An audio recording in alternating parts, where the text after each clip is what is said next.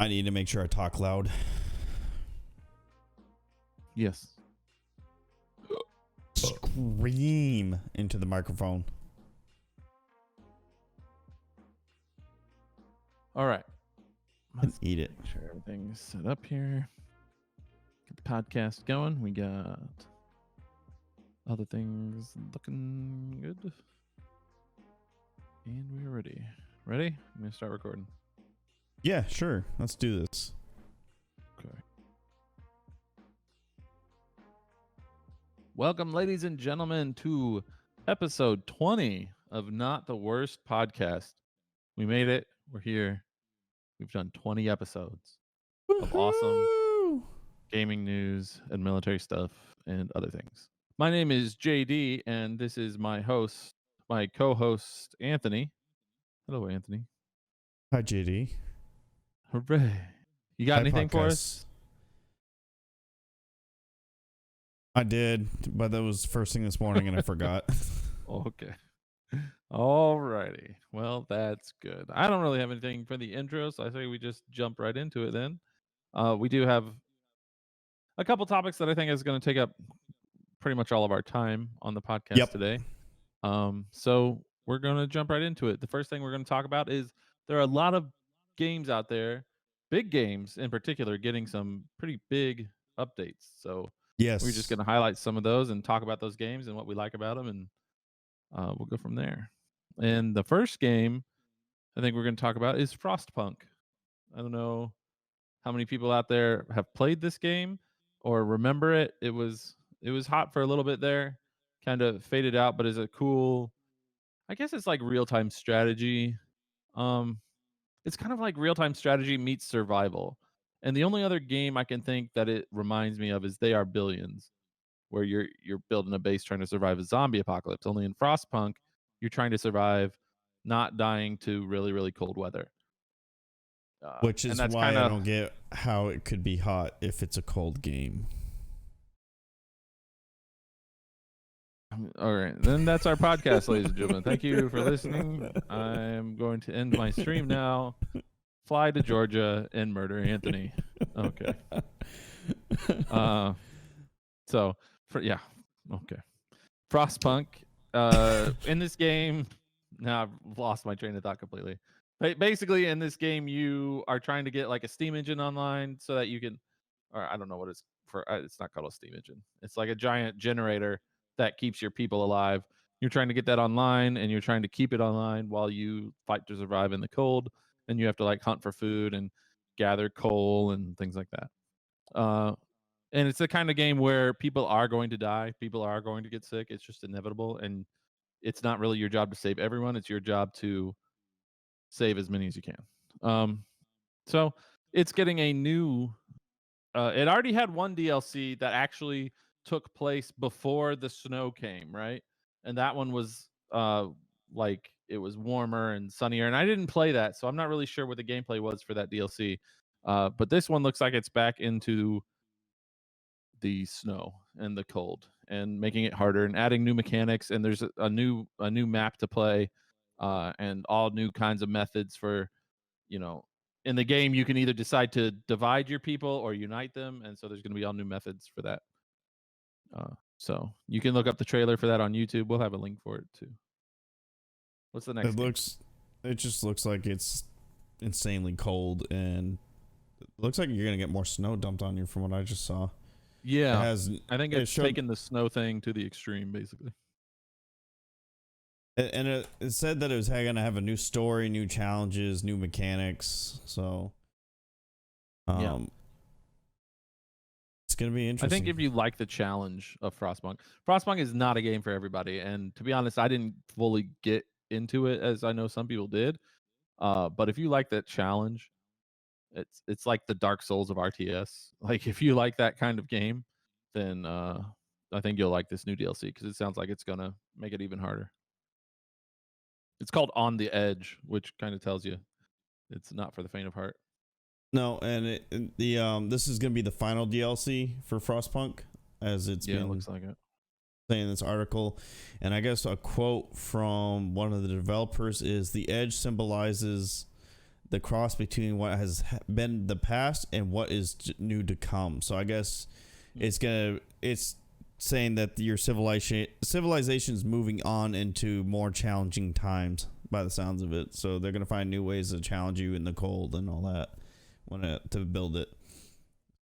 Interesting. And that comes out, by the way, on August 20th. Thought we should mention that release date. All right, next game. Do it up. Yep, the next one, just because it's the next one on my tab list, is Animal Crossing. And this game has nothing but weird, just random gameplay since we started reporting on this thing. And it hasn't continued. This new update, or it continues because this new update is called the Summer Update Wave 2 for Animal Crossing New Horizons. And it's got two interesting things and one weird things. The first interesting thing, I guess, there'll be fireworks shows. Enjoy atmospheric fireworks lighting up the sky above your island every Sunday in August at 7 p.m. Get in the spirit by redeeming bells for raffle tickets in the plaza to get various festival items. So it looks like it's a little gimmick way to decorate your island with festive things, but they don't say what the celebration is for, I guess, other than it's summer and yay. I guess. Usually when they do these things, they either have real live holidays they're celebrating in the game, or they make up a fake holiday. Maybe they have a name for the holiday, but they're not saying it in this article on Nintendo.com. But you get bells for raffle tickets at Plaza, various festival items. Put your personal spin on fireworks display by using your own custom design pattern to see it shot. So, I can only imagine what people are going to do with their custom design patterns for fireworks. Considering that, definitely get weird with it. Considering that when we first reported on Animal Crossing, they were talking about how the darker side of Animal Crossing was coming out and people are recreating murder scenes in horror movies inside their game. So, on their islands. Yeah. Now this is they'll be doing something weird with that too. Oh, I can't wait. The next one that's not so weird, which I don't understand why they didn't have this before. I guess they're adding island backup and restoration services. So, if your Nintendo Switch is lost or damaged, you may be able to recover your island at Paradise as long as you've enabled island backup. Why wasn't this a thing when the game first came out? I don't know. That's like a standard for any video game. But I guess they didn't have it, and maybe they've had people complain, and Nintendo's like, I suppose we can add backup and restorations, but people spend hours on those islands to make them unique and different. And I'd be pretty pissed if my island just randomly disappeared for whatever reason, whether I ruined my console or the server glitch or the game froze in the middle of a save or something corrupted. So yeah, I think that's one of the key elements of it is being able to switch to a different Switch.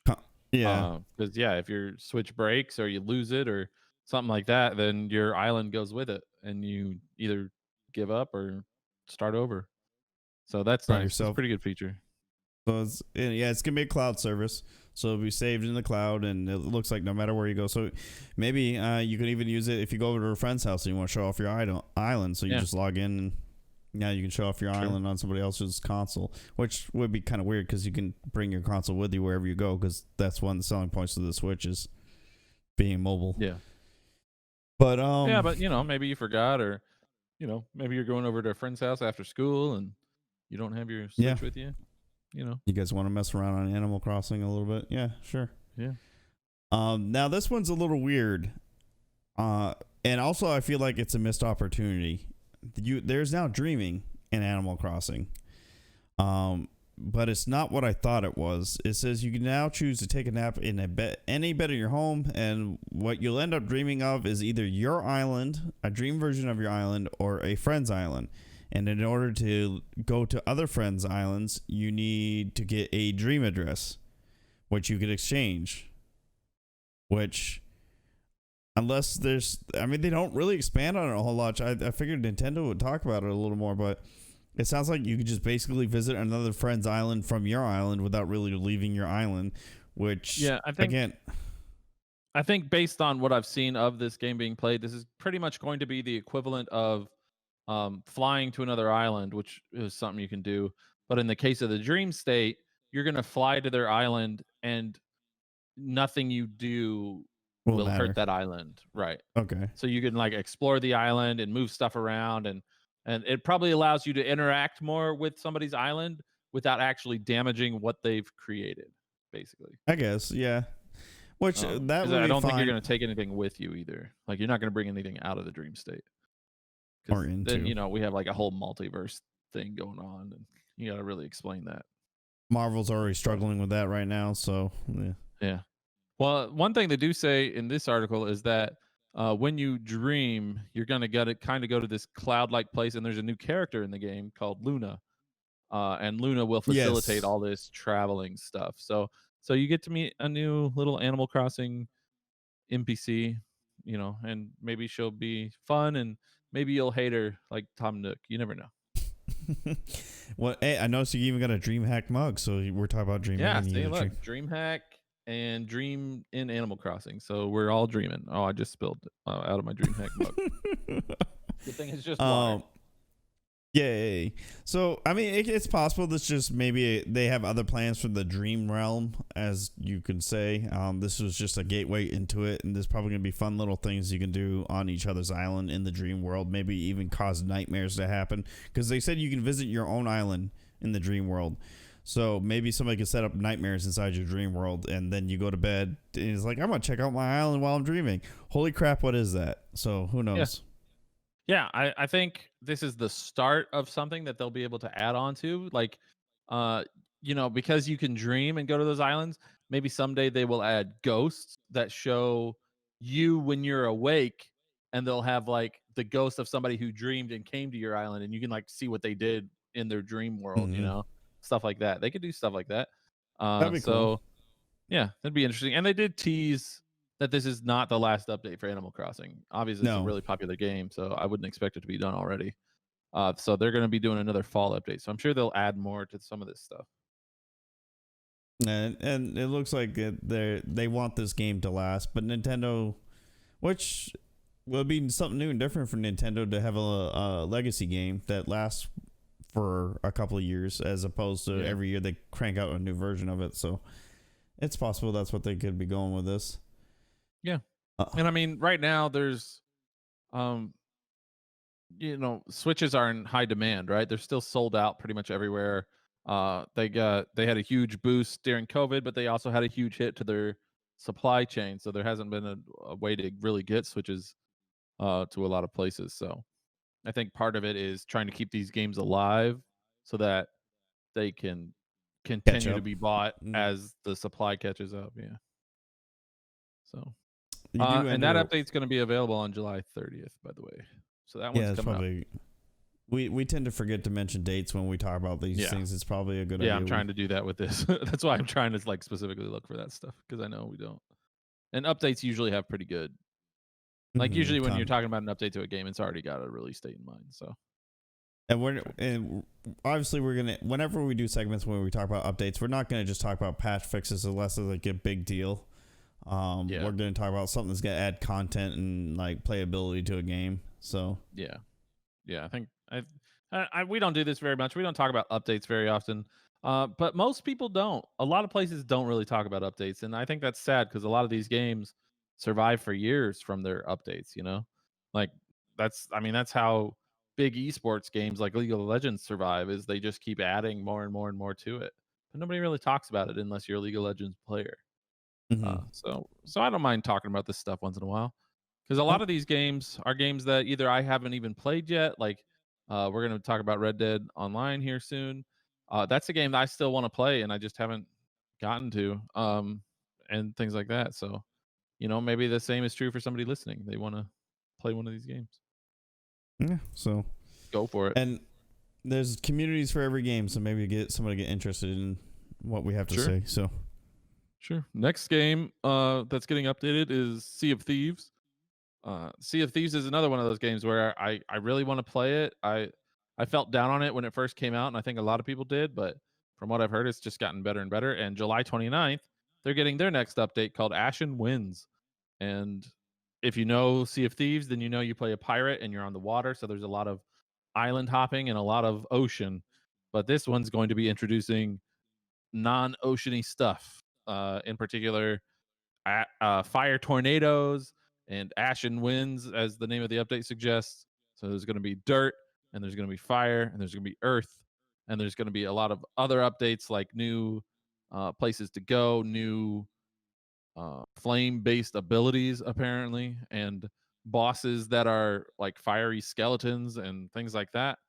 And in fact, apparently, it's a world event called the Ashen Lords that can literally appear on any island on the map.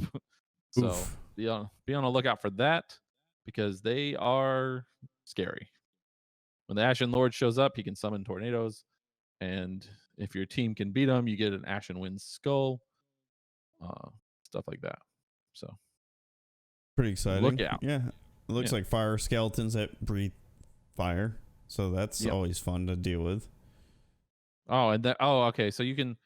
Oh, the Ashen Wind skulls are flamethrowers, which can be used against other players and their ships. Ooh. Well, that's cool. That's fun. And you can sell them for reputation or gold, and then you can use that reputation to buy new things like fiery pets. That's pretty cool. So there's a lot. That's a lot. There's a lot coming in this update. And they're doing, and it looks like they're doing some other fixes and stuff for it too. So that's great. There's going to be all kinds of new stuff to buy. If you haven't been on Sea of Thieves in a while, maybe you log in and kill some fiery skeletons. Which, it's actually a good thing we were talking about Sea of Thieves too, because I remember when it first came out, we were all, or first announced, we were all pretty excited about it. And then it ended up being a huge dud on release. And we kind of mocked it, made fun of it, said it wasn't going to survive. Well, the article I pulled up by Polygon says Sea of Thieves passes 50 million players and it has its biggest month ever. And it's because they're doing things like this. They're actually putting work and updates to it. They're not going to let it just go to the wayside. I don't know if that was the plan from the start, or they got rushed and they got it out before they can do a lot of stuff they want to do before released, or they're like, yeah, we'll give it a bare bones game and just add to it to keep it interesting, to keep bringing people back to it. So, which is like a good example. I was just gonna say, I think they got rushed and pushed it out a little too soon. Like if they had waited like, a couple of months, it probably would have been in prime position. But you know how it is. Sometimes you got to release for the holidays or whatever. They want to get that money, and it was a holiday release, if I remember correctly. But I mean, even if it released in its the state they wanted it to state, they wanted it originally. You even look at games like Satisfactory or No Man's Skies. You come out, you play the crap out of it until there's nothing left to do, and then an update comes out, and then there's a mass rush to get back into the game. Though Sea of Thieves has a lot more to do in it than something like Satisfactory, because Satisfactory, all you really do is build up your factory, unlock everything you can, because there's no end goal, there's no story, at least not right now. I don't know if they plan to do one. No Man's Sky is not so much, because they've actually, originally when it first came out, there wasn't really a story, just a lot of rumor about what the purpose of the game was. But now I guess there's a story that's actually developed, so there's actually more playability to it instead of just unlocking all the current stuff. So Sea of Thieves, I guess would be the next stage up, where I think it's had a story since the beginning, or has it just been random play since the very beginning? Don't know, never played it, so I don't know. But it definitely has like story quests, and it has like missions and stuff, missions and things you can do. So I don't know, but that's definitely one I want to try out, especially since they keep adding to it. It's a pretty full game these days, and that's one that's on Game Pass. So if I ever go for Game Pass, that'd probably be when I play it. Mm-hmm. All right, next one. Let's just keep moving because we still got a few more to go through. Yeah, we do. Okay, let's talk about Valorant. Valorant's getting a new agent named Killjoy. Yes. And she looks pretty fun, actually. I was looking at the video of her reveal, and she's got a turret with a little smiley face on it, and you can use that to distract people and then shoot them in the face. And she's got grenades and some other traps and stuff like that. So that's pretty cool. And the turret scans 180-degree area, so that's a pretty wide angle. So you just kind of have to have a kind of semi good place to put that, and it's definitely going to drag some attention towards it. So it's cool. Kind of reminds me of the turret gun from crap. that game we used to play all the time on the 360. Perfect Dark Zero. You can run. It's kind of got that look to it to me, but it's not the same thing. Yeah, she's got her ultimate is a giant cage that traps enemies, which kind of reminds me of like Odin Cage from Smite. Mm-hmm. And then she's got a robot who can search enemies and explode on them, explode all over them. So cool. And that actually, starts on August 4th, by the way. We didn't. Did we mention Sea of Thieves update date? Yeah, I said that at the beginning of that one. That was July 29th. Okay. And then this one's August 4th. Which actually, I'm kind of excited about this because it's giving agents more different visuals to it. Because she does not look like a cookie cutter agent like the others tend to, and neither does her abilities. There's actually something physically attached to her abilities. Now, I think there's one other agent that has like a camera you could throw up. I can't remember which one it was. But the other agents, like one of my biggest criticisms of Valorant when we first found out about it and I played the beta, was all the abilities looked just like different colors of each other. Right. So it's exciting to see that they're branching out from that a little more and adding more visuals to agents' abilities. And maybe they've done that already with other agents because this is my first like follow-up since we did our first story about it on the podcast. So there's probably a lot more that have visual uniqueness to them, but this is the first one I've been able to notice, and I actually appreciate it because it's definitely different. So, yeah, and along with that, she definitely looks more colorful than a lot of the other agents. Like not even just a different color, but her abilities have like sort of a purpley rainbow effect to them and things like that. So she definitely looks different, and I think it's great. I think it looks good. So yeah. Very cool. So yeah, if you're into Valorant, that's gonna drop with Act 2 of the Valorant scene on August 4th. And that there's also like a new ranked system and some other additions. So look out for that. Okay. Red Dead Online. This is the online part of Red Dead Redemption 2. And it actually dropped yesterday, July 28th. So if you haven't played Red Dead Online in a while, you might want to hop back in there because there were a ton of updates on this. Obviously, there's a lot of new content, but there was also a lot of, other kind of updates like bug fixes and stuff like that. But the main thing for this is that they added a new frontier pursuit called the Naturalist, and it actually sounds pretty fun. I haven't played Red Dead Redemption 2, but I did play the first one. And one of the things that was really fun in that game was hunting the different animals. And so this one has made that a sort of pursuit that you can do on the online version. And it has tracking, studying, and hunting animals, and 7 new legendary animal species that you can also track and hunt and study. So that's pretty cool.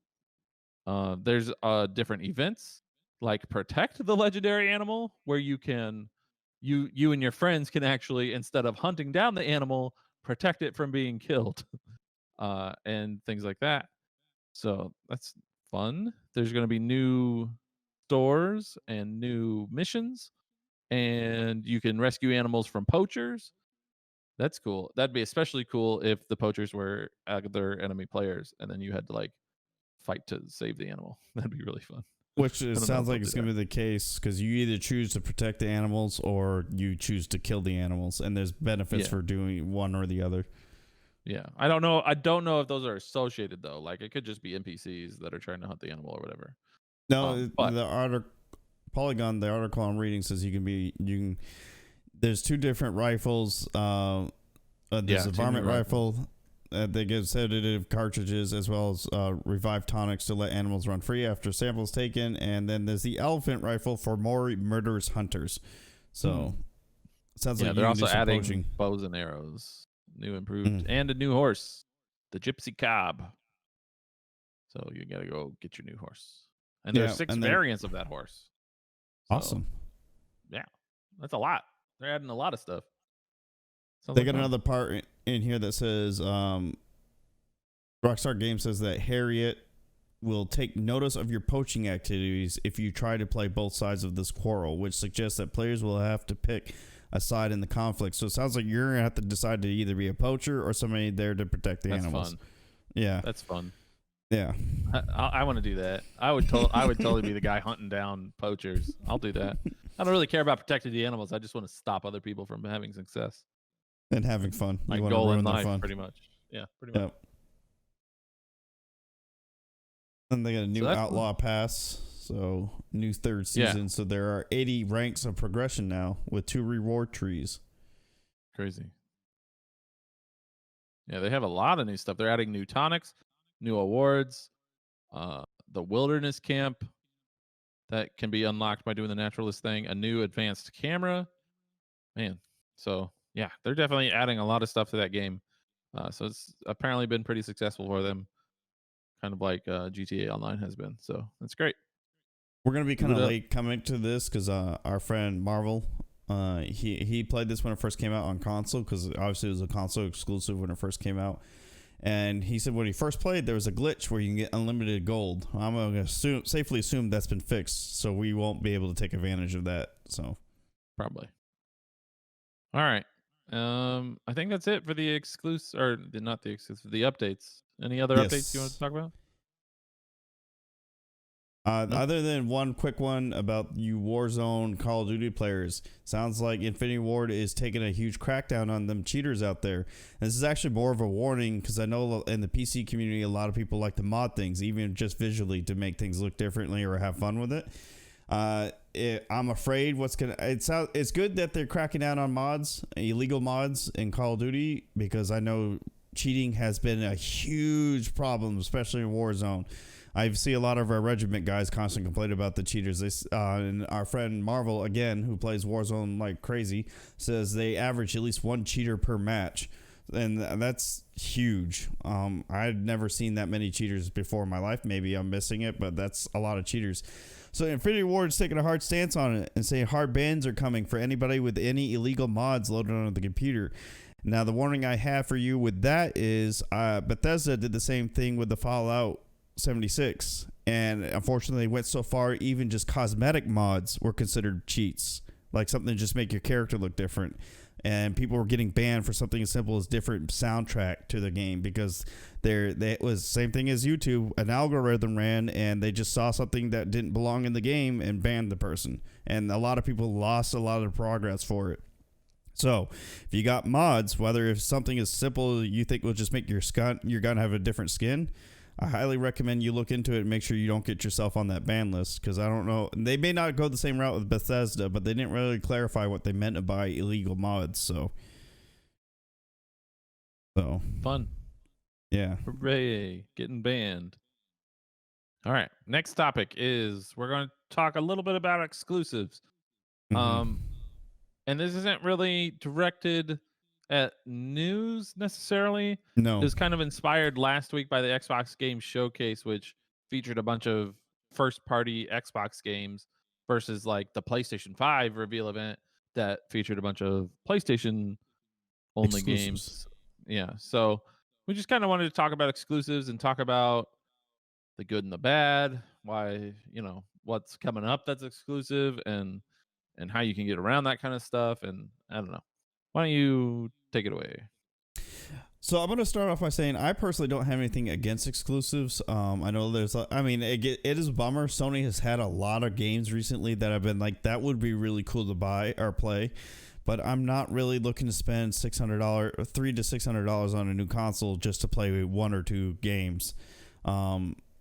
So there is a plus side and a downside to exclusives, and this is kind of the reason why I'm bringing it up.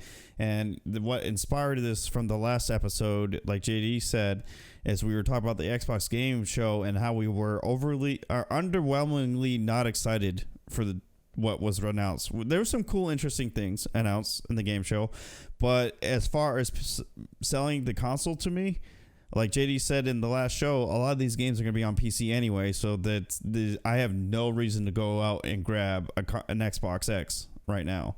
So Yeah. that's, I think, is going to be Microsoft's huge downfall. If they make it past this release, I'm going to be surprised. They've already turned in on Mixer. How much longer till they're going to give up on the console race?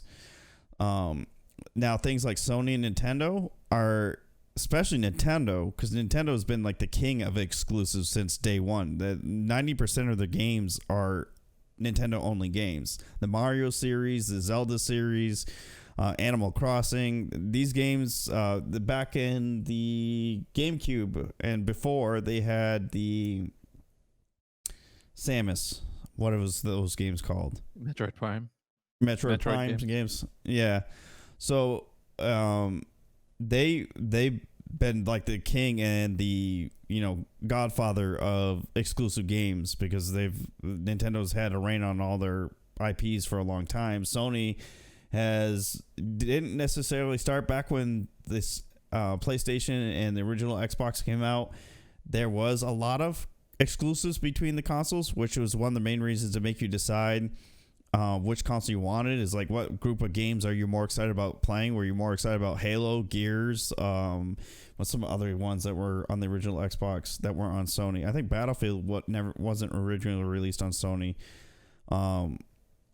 Or did you want to play games like, man, it's been so long since the original console, but you get the point. It's what helped you determine which console you're going to buy in the next release. Well, now with Xbox going less and less into the exclusives, which is great for me as a PC gamer, because I can look at these Xbox games and be like, yeah, I like that game. Oh, cool, I can play it on PC. I don't have to worry about spending money on a brand new console. Whereas Sony shows a bunch of these incredible games, especially with that new engine we talked about a couple episodes back. I can't remember who was doing it. That looked Just the incredible. New Unreal Engine 5 or whatever it is. Yeah. Some of these games look incredible, and if I want to play them, I'm gonna have to get a PlayStation 5. And I think that's why PlayStation's been outshining. Well, it's also been outshining Xbox in performance in a lot of ways too. A lot of the issues that played the Xbox One have not played the PlayStation 4 at all. I mean, PlayStation 4 definitely is nowhere near on par with PC as it is, but it's still better than Xbox in a lot of graphical ways and performance. They've have little to no hardware issues when their consoles released, where Xbox, the 360 suffered for Red Ring of Death. The Xbox One had its own software hardware issues that on the day one editions, a lot of people had to return them in to get replaced or repaired. So I don't remember hearing anything about the PlayStation 3 or 4 having those issues at all. So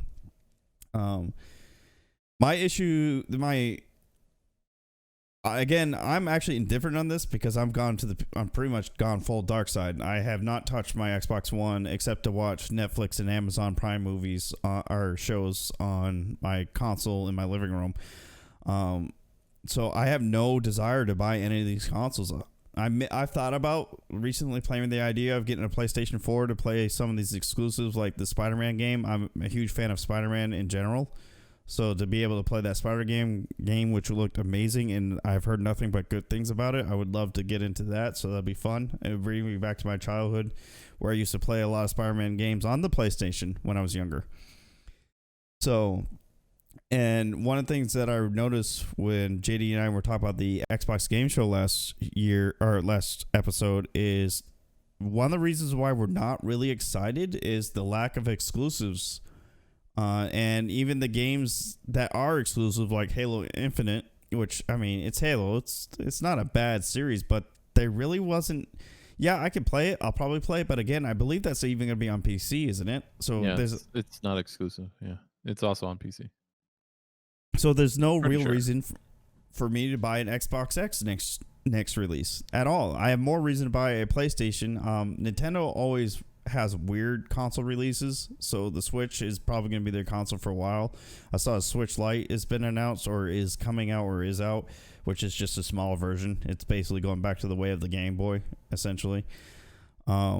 Which that's usually what Nintendo's MO anyway. So I have more reason to buy a Switch than I do a PlayStation 5 or than an Xbox X and a PlayStation 5 I have more reason to buy that instead. And for those, I hate to say it, for you Xbox fanboys, Microsoft fanboys, I don't see Microsoft lasting much longer in this race. I really don't if they keep it up. I think I would take a different angle personally. I think I think it's been pretty apparent for years that Microsoft is looking to build something that's grander than just the Xbox. Like Mm, Sony has the PlayStation 5. They don't have an operating system like Windows. They don't have no, another platform to put their games on. So all they have is the PlayStation 5 and they're hoarding that. They're keeping it to themselves. They're locking it up like they don't do the crossplay stuff that Microsoft does. And I think Microsoft realized years ago that they're not going to beat Sony in that department. Sony no. obviously has just years of development expertise, years of hardware expertise that Microsoft can't match. And since they're the only two names in the game, Microsoft started focusing on what it can focus on, and that was bringing its stuff to as many people as possible. So when I think of when I look at the Xbox Game Showcase and I see that literally nothing is exclusive to Xbox, everything, including the new Halo game, is coming to PC. That doesn't Hmm. say to me that they're dying or that they're losing the console race. It says to me that they're shifting gears altogether. They don't want to be in the console race anymore. They want to be the media focus. Like there's already a lot of like we've already seen it in the past. We saw like Xbox Games Anywhere where you could play games that you had on Xbox on your PC, like we did with Yeah. Arc. And we saw, on Windows, their voice search is called Cortana, which obviously comes from Halo, and it's on Windows as well.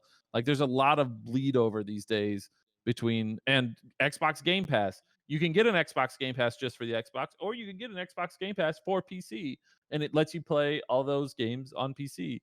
Um, so I think what's going to happen is that yeah, they're probably going to lose the console race, but I don't think they're losing the war. I think what they're doing is just kind of throwing everything into the ether of they're using the full power of Windows basically, which Sony doesn't have and can't compete with. And I think that's kind of a smart idea. Um, it for one thing, it's great for us as a consumer, right? Mm, yeah. Because we get Yeah. access to all their games, whether we have a console or we just play on Windows. We get access to all of that. They can expand backwards compatibility. They can expand their search functions, their voice smart assistants. Their Windows store is huge. Like we benefit from that. Um, and maybe Microsoft will too overall. They won't have to focus so much on hardware. And that can be a pain in the butt. Like look at right now, we were just talking Nintendo can't keep up with their hardware demands. Mm-mm. And Yeah. neither can the Xbox or the PlayStation really. I mean, they're all pretty much out of stock right now. Maybe Microsoft doesn't have to worry about that so much. They'll probably still release Xboxes. They just won't care as much, and neither will anybody else because Microsoft will have slowly moved us all away from being dependent on the Xbox for their games. It could. I'm You pretty know what? excited about that. And you maybe remember something. One of the things that everybody made fun of when the name of the Xbox One originally got released, everybody made fun of it. Is like that's a stupid name. And when Oh, it is Microsoft, stupid. it is. And when Microsoft tried to justify the Xbox One, their response is because we want it to be the one. The one. You're one for everything. For media, Yeah. for social media, for streaming, for gaming. It's like a PC that really isn't a PC. So Microsoft made, yeah, like you said, Microsoft made it just like, hey, we're not going to win this battle, but the war is still on. We just need to find our niche. Sony's got exclusive. Nintendo has exclusive, and its unique ability to become now a stationary console that you can play on your TV, or one you just literally grab, pick up, and walk out the door, and you're playing the same exact game. My sister-in-law has one, and she'll be sitting in her parents' bedroom playing her Minecraft. And if she wants to come out in the living room and watch a game or watch movies with us while she plays her Minecraft, she literally just grabs the console, sits down. So, and Nintendo's always been known for these little niches for their consoles on top of their family-friendly exclusive titles. And Sony's always been known for breakthrough advances in the console hardware and graphics industry, and with their exclusive. Well, Microsoft has struggled in those areas, so they're like, hey, we need to find our way to shine through. And right now their way is it's kind of like World War II. The Axis were focused on technologically advancement in their equipment and armor, where the Allies was like, let's make a crap ton of this stuff, push it out there as quickly as possible, and overwhelm them. So maybe that's what Microsoft is doing. Yeah, I think that's a good analogy. I think that's the way it works. And I was just looking up the PlayStation 5 reveal event. A lot of that stuff was touted as exclusives, but there were 27 games there, and only 9 of them are actually exclusive to the PlayStation. And that does include some big ones, like you said, Yeah. Spider-Man and the sequel to Horizon Zero Dawn, Horizon Forbidden West. But as we've seen from Horizon Zero Dawn, that was originally an exclusive and is now coming to PC in August. So Horizon Forbidden West might just be a timed exclusive as well. So it's not nearly as exclusive as it seems, especially for PC gamers. Mm. Obviously, it's exclusive in that it won't be on Xbox, but a lot of those Xbox things are also exclusive in that they won't be on PlayStation.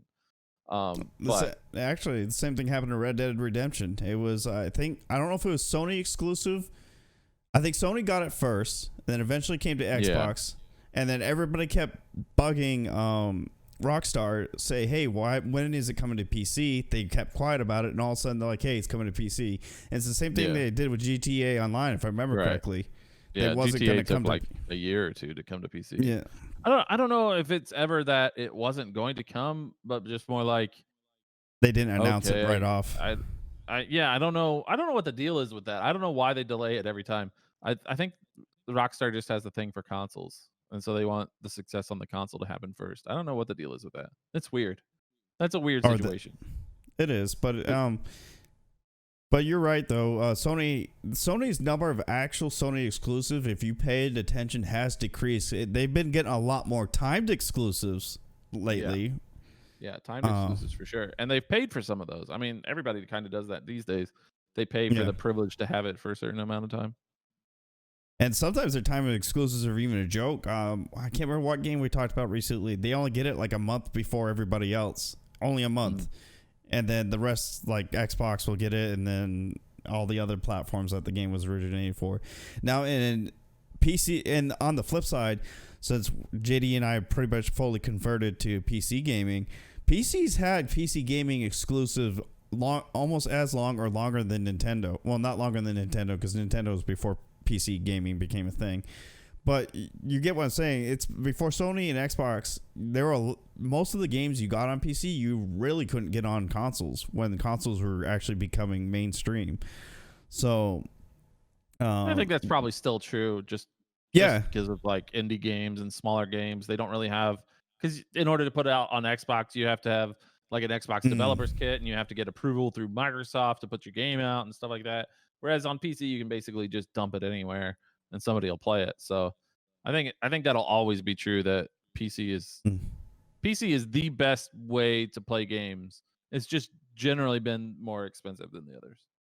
And which we joke about PC Master Race, but that's honestly proving the point, is not only does PCs perform better than consoles, but your game selection is much faster than consoles.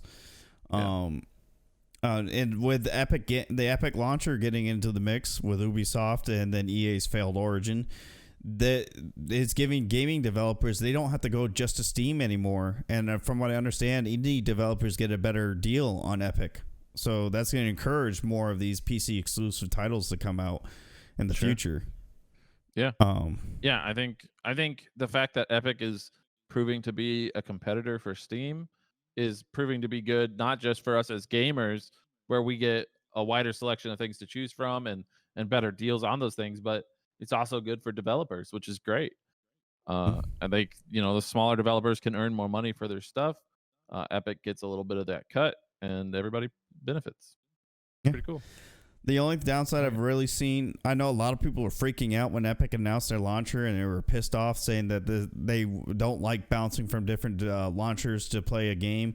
The only downside I've seen, all those fears have been pretty much negated, is I was talking to my brother a couple of weeks ago, and he's talking about how it was a pain that a friend of his bought the game on Steam, and he had it on Epic, and it was a real pain in the butt to play together, because they were on opposite launchers, but they could still play together. Weird. That shouldn't be a thing.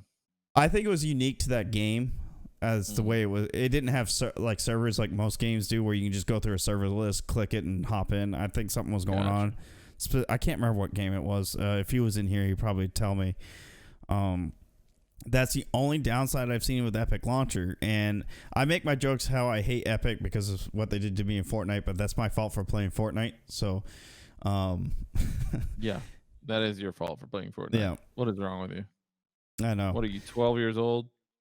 But I've been overall really happy with Epic. We got I play Rogue Company on Epic because that's what Smite's got, or not Smite, Hi-Rez has gone to for their first release of Rogue Company. They went to Smite or Epic. Satisfactory was on Epic first. Just recently, I think not even a month ago, came to Steam. Mm-hmm. So there's a good side and downside to exclusive. Now that we've actually talked about this, the only real downside of exclusive really comes down to Sony and Nintendo. If you want to play those games, you have to buy their console. That's the only real downside to exclusives. But we've been dealing with it because I've heard a lot of people complain about exclusives. But if you really think about it, we've been dealing with exclusives for a long time now. But now we're getting spoiled with systems like Microsoft, who were pretty much one of the first to do cross-platform play. I mean, Shadowrun had cross-platform. You went up against PC gamers. Man. Yeah. I mean, that was like when that came, like people hated that. Remember, like people thought, they were like, "How can you do a shooter on cross-platform? This is ridiculous." Blah blah blah. And now it's like, if you don't have it, you're a fool. People are everybody's complaining about it. Just once again, another example of how Shadowrun was ahead of its time. Yeah, I mean, Rogue Company just came out. And that's cross-platform. I believe Valorant's cross-platform too, because they joked about how consoles were not getting aim assist for the shooter.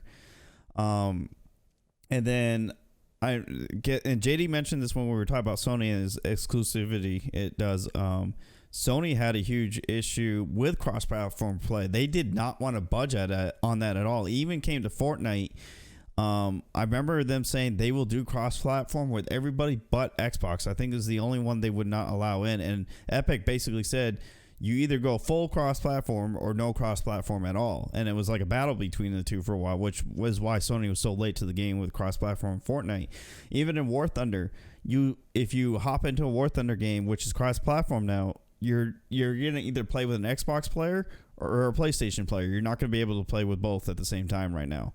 And it also could be because Sony just doesn't care about War Thunder. It's like, we gave you cross-platform. That's all you get, and they're moving on. But it's just an example. Sony's more stubborn with the cross-platform gameplay than the other consoles are, too.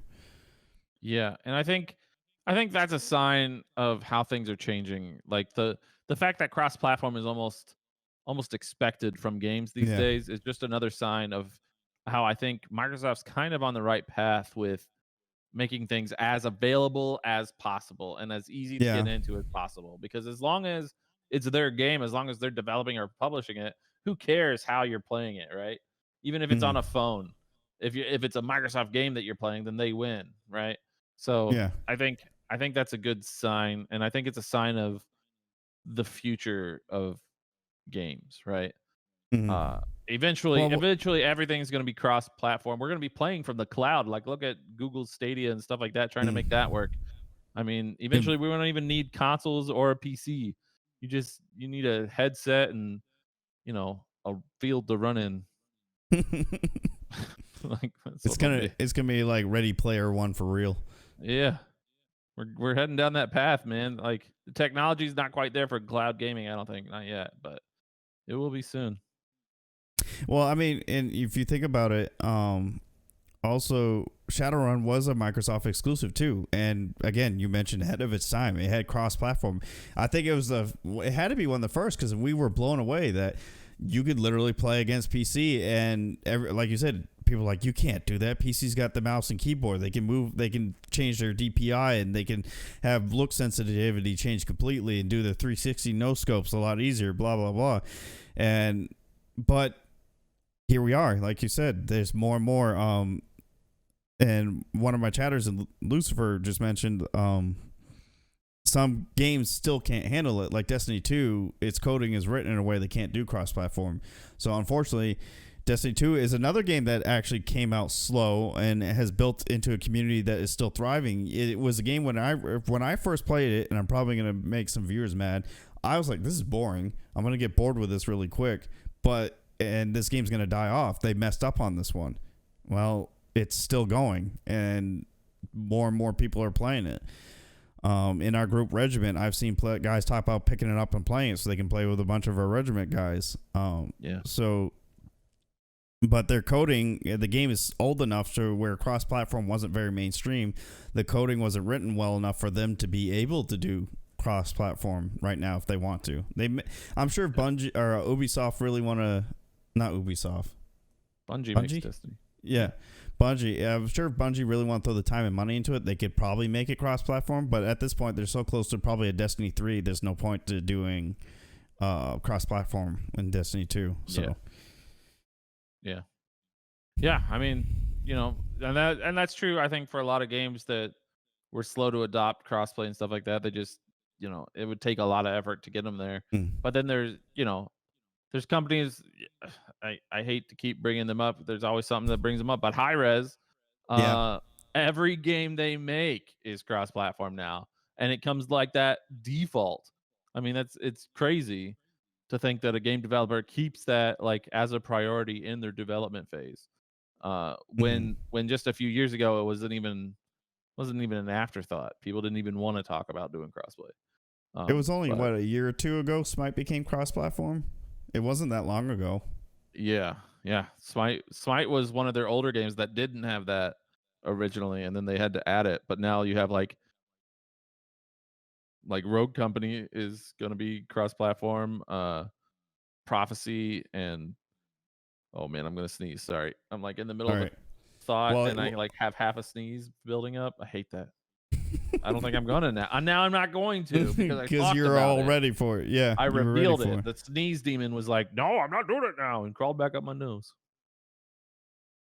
And though he mentioned Rogue Company is actually already is cross-platform, and the way you could tell as a PC player, because you have to do push to talk to your team. Console players come in hot mic, so you hear everything. You're like, well, okay, we got a console player in here because you hear music playing, you hear them yelling at their mom or their mom yelling at them. And you're like, well, there's a console gamer in this match today, so that's fun. Yeah, that's about right. Mute your mics. Sorry. Yeah. So what else we got to talk about with exclusives? Anything else?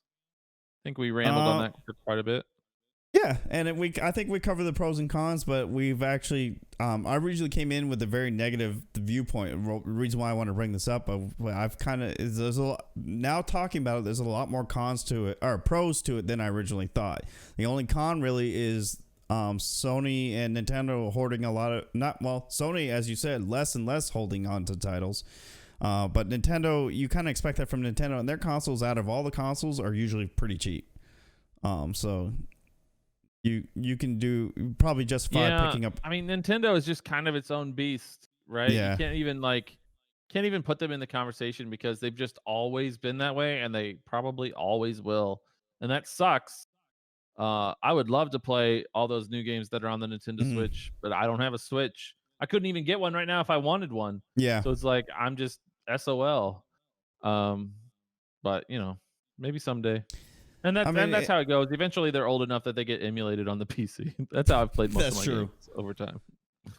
So and the thing about Nintendo too, they're the last remaining OG console, pretty much. So they kind of get forgiven when they latch onto the games like they do. So yeah. All right, that's about it for exclusives. We talked about updates earlier, and pretty much it for our episode. Do you have anything you want to say for the outro? No, actually, I was going to mention the Call of Duty cheat thing as my outro, but I mentioned it during the games update things because it was kind of fitting. So it wasn't really a content update, more of a software update to ensure people can have better games. So yeah, that I don't really have anything for the outro. Okay, then let's I guess we're gonna call it. That was we only had two little topics there, but we ended up talking a lot about both of them. So this was a pretty good episode. Just remember that if you want to get in touch with us, we keep our Twitter handles in the podcast description, and you can send us story ideas or artwork you're working on or whatever using hashtag NTWP, and that will also work through Twitter. We check that regularly. And that's pretty much it. Thanks for listening. This is episode 20. That's a pretty big milestone. Yeah. I'm excited about that. And the thing to add on real quick, I was trying to think of something to do if somebody did contact us about artwork or something they want to show and share with us. Whenever queuing up the stream and JD and I are getting ready to go live, while I have my stream starting soon, I'll just have the artwork cycle through in a slideshow. And when I put these on YouTube, when we end it and you have that little moment to click the different videos and all that, I'll have it cycle through as a slideshow there too. So if you want to get your artwork or something you've been working on featured, hit us up. Cool. All right. We'll see you guys next week with episode 21. Thanks for listening. Have a great week. Bye.